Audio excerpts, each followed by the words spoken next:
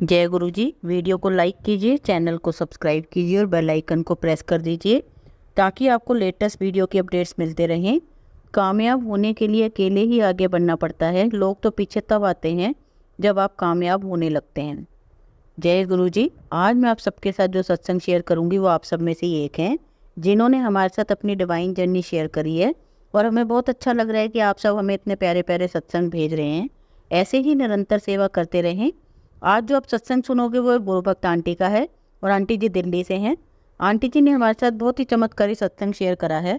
जैसा आंटी जी ने अपना सत्संग शेयर करा है वैसा ही आप सबके साथ इस सत्संग के माध्यम से आज मैं साझा करूंगी। और हमारी छोटी सी कोशिश यह रहती है जो ये ब्लेस सत्संग हम आपको सुनाते हैं वो हर घर तक पहुंच सके और सब संगत सत्संग सुने और ब्लेस हो सके।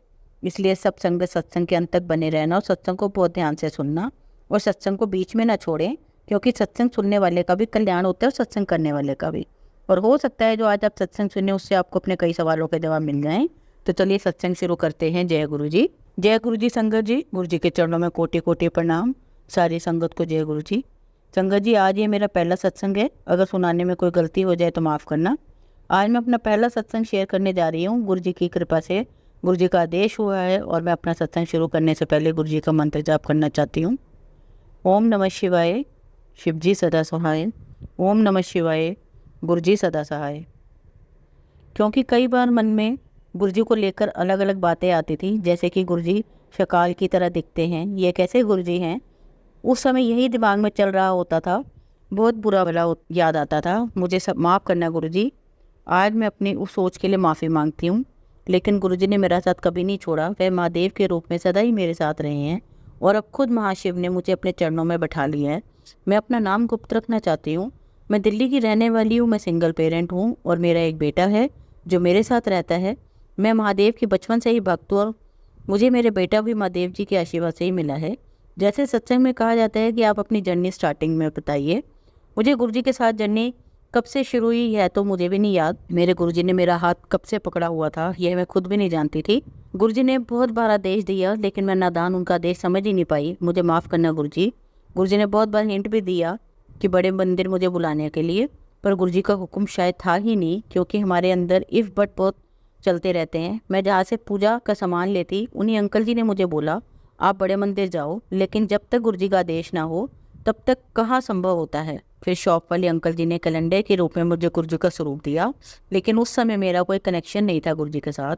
पर गुरु जी का कैलेंडर वाला स्वरूप मिलते ही मुझे बहुत खुशी हुई। वो मोमेंट मेरे लिए बहुत खास था। वो भी तब जब मेरा कोई कनेक्शन नहीं था गुरु जी के साथ, पर एक आकर्षण होता ही जा रहा था। कोई ना कोई मौका ऐसा मिलता ही जा रहा था कि गुरु जी के साथ जुड़ने का। गुरु जी मुझे और मेरे बेटे को अपने ब्लेसिंग्स देते ही रहे। जब कैलेंडर के रूप में गुरु जी का स्वरूप आया, मैंने मंदिर में लगाया और मेरा एक आकर्षण होता जा रहा था। पर लोगों के डर से मेरी हिम्मत नहीं होती थी, क्योंकि मैं डरती थी कभी कोई गुरु जी को लेकर मुझे पिन करे। लेकिन कैलेंडर मैंने लगाया। जैसे साल ख़त्म हुआ मैंने उतार दिया और मैं जैसे पूजा का वेस्टेज सामान को हम घाट पर रख कर आते हैं, उसके साथ ही मैंने गुरु जी वाला कैलेंडर भी वहाँ रख दिया, क्योंकि मुझे इतना पता भी नहीं था और ना मेरा गुरु जी से कोई कनेक्शन बना था तब तक। वह कैलेंडर स्वरूप मुझे डेली दिखाई देता। मेरा मंदिर सूना सूना लग रहा था। ऐसा लगा जैसे मैं किसी से बिछड़ गई हूँ। मुझसे नहीं रहा गया गुरु जी के स्वरूप के बिना। फिर अचानक से मुझे पूजा का सामान लेने जाना पड़ा। वहाँ मुझे गुरु जी के स्वरूप ही नजर आए। अंकल जी ने फिर बोला यह बॉक्स वाला ले जा। मैंने वह ले लिया, पर उस समय उस स्वरूप के अंकल जी ने पैसे नहीं लिए। मुझे नहीं पता था स्वरूप को परचेज नहीं करते, पर उससे पहले तो गुरु जी पिता के रूप में आ चुके थे अपनी बेटी के घर। बॉक्स वाला स्वरूप आने का मतलब था अब किसी से नहीं डरना। फिर तो संगत जी मैं धीरे धीरे से गुरु जी से अटैच होने लगी। जहाँ जाती वहीं गुरु जी की ब्लेसिंग्स मिलती।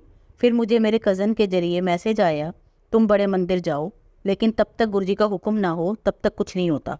हाँ, फिर मुझे अंकल जी की बेटी ने बोला तुम मुझे गुरु जी का स्वरूप ला दो। मुझे नहीं पता कहाँ मिलता है, पर मुझे भी नहीं पता था, लेकिन मैंने उनको ना नहीं बोला। गुरु जी ये चाहते थे कि मैं उनका स्वरूप ला कर दूं, लेकिन तब तक मुझे भी कुछ नहीं पता था कि गुरु जी का स्वरूप कहाँ मिलता है और परचेज नहीं करते। लेकिन मैंने उनके लिए स्वरूप बनवाया, ब्लू ड्रेस वाला उनको दिया, लेकिन मैंने उनसे पैसे मना कर दिए। लेकिन उन्होंने मुझे पैसे दिए स्वरूप के और ऑटो का रेंट, यह बोलकर आपने हमारी मदद की। गुरु जी माफ़ी, मुझे कुछ नहीं पता था आपके स्वरूप को परचेज नहीं करते। माफ़ी गुरु जी। मैंने उन अंकल जी की बेटी और उनके पूरे परिवार की इतनी मदद की और मेरे साथ ही उन्होंने बहुत बड़ा चीट किया। अंकल जी ने मेरा कमेटी अमाउंट 2 साल रोका हुआ है। मेरे गुरु पिता जानते हैं मैंने किसी के साथ कभी बुरा नहीं किया। अब मैंने सब कुछ गुरु पिता के चरणों में छोड़ दिया है। गुरुजी ने मेरा साथ कभी नहीं छोड़ा। वह महादेव के रूप में सदा ही मेरे और मेरे बेटे के साथ रहे हैं। गुरुजी आपका बहुत बहुत शुक्राना मेरा और मेरे बेटे का हाथ पकड़ने के लिए। मेरी और मेरे बेटे की ज़िंदगी बहुत स्ट्रगल वाली रही है और अभी थोड़ी फाइनेंशियल प्रॉब्लम भी चल रही है। अब मैं नहीं सोचूंगी, अब मेरे पास गुरुजी हैं। अब वे अपनी बेटी और अपने बच्चे की टेंशन खुद लेंगे। यह गुरुजी की मेहर है हम पर। गुरुजी हमको हर मुश्किल से निकाल रहे हैं और आगे भी गुरुजी ही करेंगे। गुरुजी ने मुझे हर कदम पर हिम्मत दी, मुझे और मेरे बेटे को। लेकिन गुरुजी ने मेरे और मेरे बेटे के साथ कभी नहीं छोड़ा। वह महादेव के रूप में सदा ही मेरे और मेरे बेटे के साथ रहे हैं। किसी किसी रूप में आकर वह काम कर देते पता ही नहीं चलता।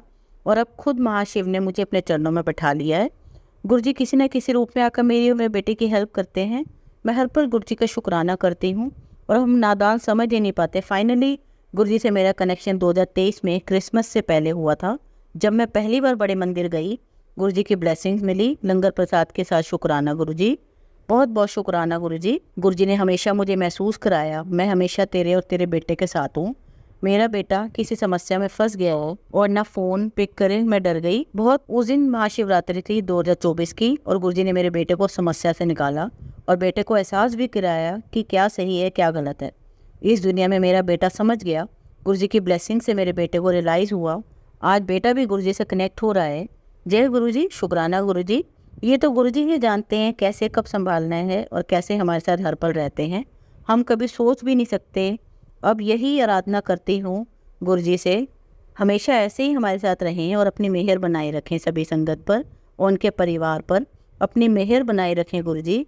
यही आराधना है हमारी गलतियों की और हमारी सोच की हमें माफ़ी दें। हम नादान बच्चे हैं आपके। यह मेरा पहला सत्संग है और मुझे नहीं पता कैसे क्या लिखना है। जो भी यहाँ लिखा है मेरे गुरुजी के आदेश से। कोई गलती हो शब्दों में तो मैं गुरुजी से माफ़ी मांगती हूँ और कोई और भूल हुई हो हमसे सब बातों की सोच की, उसके लिए भी माफ़ी मांगती हूँ गुरुजी से। हमेशा ऐसे ही आपका शुक्राना करती रहूँगी गुरुजी। शुक्राना गुरुजी। मैं अपने सत्संग को यहीं विराम देती हूँ गुरुजी के मंत्र जाप के साथ। ओम नमः शिवाय, शिवजी सदा सहाय। ओम नमः शिवाय, गुरुजी सदा सहाय। शुक्राना गुरुजी, शुक्राना आपकी मेहर सब पर बनी रहे, सभी संगत पर, सभी परिवार पर, सभी बच्चों पर। जय गुरुजी।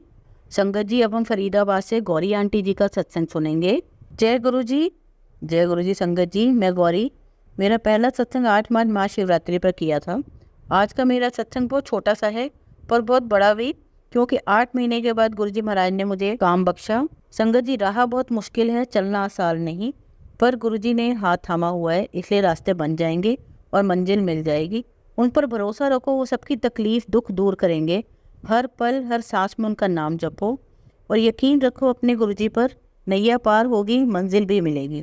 गुरुजी ने मुझे मेरे भाई के साथ 7 वीरवार मंदिर बुलाया दर्शनों के लिए। मुझे बहुत आशीर्वाद दिया मेरे स्वास्थ्य के लिए और भाई को 7 वीरवार दर्शन। और मैंने गुरुजी से वादा किया है भाई की सेहत बेहतर हो जाएगी और फिर शुक्राना सत्संग करूँगी। महाराज का सत्संग, लंगर प्रसाद और शब्द में बहुत शक्ति है और उससे भी ज़्यादा ताकत हमारे विश्वास में है। जय गुरुजी। शुक्राना गुरु महाराज सबकी झोलियाँ खुशियों से भरेंगे। सब्र और श्रद्धा रखें गुरुजी पर। जय गुरुजी। संगत जी, अब हम कलकत्ता से कंचन आंटी जी का सत्संग सुनेंगे। जय गुरुजी। शुक्राना गुरुजी। संगत जी, मैं अपना सत्संग शुरू करने से पहले गुरुजी का मंत्र जाप करना चाहूँगी। ओम नमः शिवाय, शिवजी सदा सहाय। ओम नमः शिवाय, गुरुजी सदा सहाय। जय गुरुजी। गुरुजी के बारे में मैं क्या बताऊं। संगत जी, मेरे साथ डेली सत्संग होते हैं। गुरुजी का हर पल हर क्षण मेरे साथ ही रहते हैं। जब से मेरा हाथ गुरुजी ने पकड़ा है संगत जी, मुझे बहुत हिम्मत मिलती है। ऐसा लगता है मेरे सिर पर मेरे मम्मी पापा का हाथ है, वो मेरे साथ कुछ गलत नहीं होने देंगे। बहुत हिम्मत मिलती है। मेरे गुरुजी, मेरे मम्मी पापा सब हैं, मैं उससे अपनी हर बात शेयर करती हूँ। संगत जी, आज गुरुजी का मैसेज आया था कि मैं तेरे घर चाय पीने आऊँगा, मुझे चाय ज़रूर पिलाना। आज ऐसी सर्विस के लिए 2 लोग आए थे, उनको मैंने चाय पिलाई और ब्रेकफास्ट कराया। जय गुरुजी। मुझे नहीं पता संगत जी किस रूप में नारायण आ जाए, उनको चाय पानी के लिए ज़रूर पूछना चाहिए। पहले मैं बहुत बीमार रहती थी, पर जब से मुझे गुरुजी मिले हैं मेरी सारी बीमारी ख़त्म हो गई है। मैं पहले बहुत घबरा जाती थी, टेंशन लेने लगती थी, कुछ सोचने लगती थी, लेकिन अब ऐसा कुछ नहीं है। संगत जी, अब मैं एकदम निश्चित हो गई हूँ। मेरे ससुराल वाले बहुत सारे छल कपट करते थे, तंत्र मंत्र करते थे। मुझे और मेरे परिवार को बचाने के लिए बहुत बहुत धन्यवाद गुरुजी। जितना शुक्राना करूं उतना कम है। आपने जितना संभाला, मैं क्या क्या बताऊं अपने गुरुजी के बारे में। लाखों करोड़ों की भीड़ में गुरुजी आपने मेरा हाथ पकड़ा है, उसके लिए लख लख बार शुक्राना। मैं जो भी बोलूं उनके लिए मेरे पास शब्द ही नहीं है। हमेशा मेहर बनाए रखना, हर सांस का शुक्राना मेरे मालिक। हमेशा कृपा बनाए रखने के लिए शुक्राना। अब मैं अपनी वाणी को यहीं विराम दूंगी। जय गुरुजी, शुक्राना गुरुजी। अब आप सबको आज एक कहानी सुनाती हूँ। आप सब इस कहानी को बहुत ध्यान से एक शांत वातावरण में ही सुनना। चलिए कहानी शुरू करते हैं। हमारी कहानी का शीर्षक है भोले भाले गणेश की प्रेरणादायक कहानी। सरल स्वभाव से आप सबका मन जीत सकते हैं। चालाकियाँ हर जगह नहीं चलती। जीवन में असली सफलता कैसे मिलेगी इस कहानी से समझ सकते हैं। व्यक्ति का सरल स्वभाव उसको वहाँ तक पहुँचा सकता है जहाँ तक जाने के लिए लोग अपनी ज़िंदगी लगा देते हैं। आज की कहानी में आपको पता चलेगा कि सरलता से क्या हासिल कर सकते हैं। चालाकियाँ करने वाले लोगों को अंत में पछताना पड़ता है। ऐसे लोग अपना सम्मान गंवा देते हैं। ऐसे लोगों पर कोई भी व्यक्ति भरोसा नहीं करता। सरल स्वभाव से तो भगवान को भी पाया जा सकता है। सनातन धर्म में इसके अनेकों उदाहरण मौजूद हैं। जैसे भगवान श्री कृष्ण को सरल स्वभाव से भजने वाले मीरा, भगवान श्री राम जी का इंतज़ार करने वाली शबरी, जिन्होंने भगवान श्री राम जी को अपने झूठे बेर तक खिला दिए, ये सोच कर कि कहीं ये बेर भगवान को खट्टे ना लगे। ये सब सरल स्वभाव के कारण ही संभव है। जिन प्रभु को पाने के लिए ऋषि मुनि सालों तक तपस्या करते हैं, उन्हें एक सरल स्वभाव की भोली शबरी ने अपने सरल स्वभाव से बिना तप के प्राप्त कर लिया। और यही बात श्री रामायण में एक चौपाई के माध्यम से बताई गई है। चौपाई है, निर्मल मन जन सो मोहि पावा, मोहि कपट छल छिद्र न भावा, भेद लेन पठवा 10 सीसा, तबहु न कछु भय हनि कपीसा। अब इसका जो भावार्थ है कि जो मनुष्य निर्मल मन का होता है वही मुझे पता है, कि जो मनुष्य निर्मल मन का होता है वही मुझे पाता है। मुझे कपट और छल छिद्र नहीं सुहाते। यदि उसे रावण ने भेद लेने को भेजा है, तभी है सुग्रीव, अपने को कुछ भी भय या हानि नहीं है। एक गुरु से ज्ञान वही विद्यार्थी ले पाता है जो सरलता का भाव रखता है। और जो व्यक्ति ज़्यादा चालाकी बताता है, ज़्यादा होशियार बनता है, वह ज़्यादा कुछ हासिल नहीं कर पाता। बहुत समय पहले एक गांव में एक पंडित परिवार रहता था। उस परिवार में 4 सदस्य थे, माता पिता और 2 लड़के। उनका जो सबसे छोटा लड़का था उसका नाम गणेश था। छोटा लड़का जो था उसका स्वभाव बहुत ही सरल था और वह बचपन से ही भगवान को अपने साथी की तरह मानता था। वह पंडित परिवार थोड़ा गरीब था, लेकिन जो गणेश था उसको बहुत ज़्यादा भूख लगती थी और कभी कभी तो वह 4 सदस्यों का खाना अकेले ही खा जाता था। उसके घर वाले उससे बहुत परेशान हो गए कि ये इतना खाना क्यों खाता है और इसे इतनी भूख क्यों लगती है। एक दिन उनके घर पर एक साधु आए तो गणेश के परिवार वालों ने उनको सब बात बताई। तो साधु ने बोला कि इसे मेरे साथ आश्रम भेज दो, ये वहाँ पर साधुओं की सेवा भी कर लेगा और वहाँ अच्छे से भोजन भी कर लेगा। साधु की बात मानकर गणेश जी उनके साथ चल दिए। अब रास्ते में गणेश को फिर भूख लग गई तो साधु जी ने उन्हें खाना निकाल कर दे दिया। देखते ही देखते गणेश सारा भोजन खा गया। साधु ने पूछा कि तुम इतना खाना क्यों खाते हो? तो वह बोलता है, मुझे नहीं पता, जब तक मेरा पेट नहीं भरता तब तक मैं खाता रहता हूँ। साधु वहाँ से फिर आश्रम के लिए निकलते हैं और कुछ दूर चलने के बाद वह दोनों आश्रम पहुँच जाते हैं। आश्रम में गणेश को खाना बनाने के लिए रख लिया गया। वह सबसे बाद में खाना खाता। ऐसे ही कई दिन निकल गए। एक दिन साधु ने गणेश से बोला कि आज खाना नहीं बनेगा। तो गणेश हैरानी से पूछता है, क्यों? साधु बोलते हैं, आज रामनवमी है और इस आश्रम का नियम है कि यहाँ पर सभी लोग इस व्रत को करते हैं, तो हम सब रामनवमी का व्रत करेंगे, इसलिए हम सब लोग खाना नहीं खाएंगे, तो खाना बनेगा ही नहीं। गणेश साधु से बोलता है कि मैं तो भूखा नहीं रह पाऊँगा। तो साधु उससे बोलता है कि एक काम करो, आश्रम से कुछ ही दूर एक नदी है, उसके पास जाकर तुम खाना बनाना और भगवान श्री राम जी को भोग लगाना और भोग लगाकर फिर तुम खाना खा लेना। गणेश खाना बनाने का सामान बांधकर ले जाता है और नदी के पास जाकर नहा धोकर खाना बनाकर रेडी हो जाता है। गणेश को बहुत तेज भूख लगने लगती है। वह खाना खाने ही वाला था कि उससे साधु की बात याद आ जाती है कि पहले भगवान श्री राम जी को भोग लगाना है। अब वह भगवान को भोग लगाने लगता है और बोलता है, भगवान राम जी आइए और भोग लगाइए। बहुत समय निकल गया लेकिन भगवान नहीं आए। तो वह और सरल भाव के साथ बुलाने लगा। तो भगवान माता सीता से बोलते हैं कि ये कितना भोला भक्त है, चलो इस भक्त से मिल के आते हैं। गणेश भगवान श्री राम जी और सीता माता को देख के सोचता है कि मैंने तो सिर्फ भगवान श्री राम जी को बुलाया था, लेकिन ये माता सीता को भी लेके आ गए और मैंने खाना तो सिर्फ 2 लोगों का ही बनाया है। अब गणेश भगवान से बोलता है कि आप भोग लगाइए, तो भगवान इस सरल भाव को देखकर प्रसन्न हो जाते हैं और पूरा भोजन खा जाते हैं और गणेश को आशीर्वाद देकर चले जाते हैं। गणेश को खाने के लिए कुछ नहीं बचता तो वह भूखा ही रह जाता है और जब शाम को आश्रम पहुंचता है तो साधु उससे पूछते हैं कि तुमने खाना खा लिया? तो गणेश बोलता है कि कहाँ से खा लिया, भगवान जी आए थे माता सीता के साथ, पूरा खाना खा गए। तो साधु चौंक जाते हैं कि ऐसा थोड़ी होता है। साधु को लगा कि ये और खाना खाने के चक्कर में झूठ बोल रहा है। तो साधु गणेश से बोलता है कोई बात नहीं और उसे सोने के लिए बोल देते हैं। 1 साल बाद दोबारा से रामनवमी आती है तो इस बार भी सब व्रत रखते हैं और गणेश नदी के पास जाने की तैयारी करने लगता है, लेकिन वह इस बार ज़्यादा खाना रख के ले जाता है ताकि उसके लिए खाना बच जाए। इस बार जब वह खाना तैयार करके भगवान को भोग लगाने बुलाता है तो भगवान के साथ माता सीता और लक्ष्मण जी भी आते हैं। अब गणेश का दिमाग खराब हो जाता है क्योंकि गणेश ने खाना 3 ही लोगों का बनाया था। भगवान पूरा खाना खा के चले जाते हैं। गणेश फिर से भूखा रह जाता है। जब वे आश्रम पहुंचते हैं तो फिर साधु पूछते हैं कि भोजन हो गया? तो गणेश कहता है इस बार भगवान माता सीता के साथ लक्ष्मण को भी लेके आए थे, फिर मेरे लिए खाना नहीं बचा। तो साधु जी सोचते हैं कि ऐसा कैसे हो सकता है, आज तक हमने भगवान को देखा तक नहीं है और ये बोल रहा है कि भगवान सामने बैठकर खाना खा गए। साधु को गणेश की बात पर यकीन नहीं हो रहा था तो उन्होंने सोचा कि इस बात का पता लगाया जाए।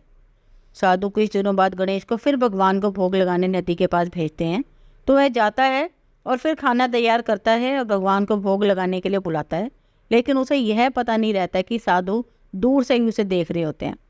कुछ समय हो जाता है, फिर भगवान श्री राम माता जी के साथ लक्ष्मण जी और हनुमान जी को भी अपने भक्त के पास ले आते हैं।